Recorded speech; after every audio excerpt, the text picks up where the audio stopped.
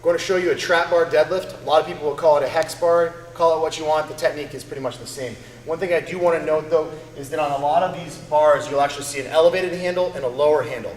I want you to assume that you're using the elevated handle unless we note otherwise. So in another phase you may wind up doing the low setting and we'll certainly just depict that in the writing. With the trap bar, one of the mistakes people make is they try to turn it into a squat. Okay, so you wouldn't squat with your feet in close like this, so you wouldn't deadlift it like that. So feet are going to be right underneath his hips. He's going to basically come down to the bar and use the weight of the bar to pull himself into the bottom position. You can see the logo from in front. He's got a double chin. He's going to drive through his heels, stand tall, okay? Making sure not to go into almost like that sway back posture. Instead, he's just standing erect, glutes tight, nice and tall. Okay, come on back down. Okay.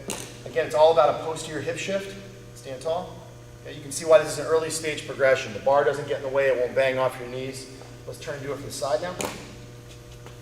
So the trap bar in that bottom position. Again, you almost have to imagine there's a barbell in his hands. It's the same setup position as it would be for a deadlift. Just because the handle's a little bit different doesn't mean we're not going to coach it the same way. So sit back. Okay.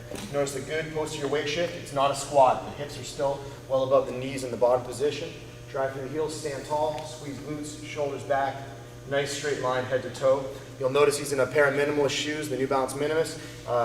If you don't have a pair of those, you can go barefoot or find another minimalist option for you. Just make sure you're not in high tops, you're not in something with a big heel lift because it's going to make it harder for you to put force into the ground.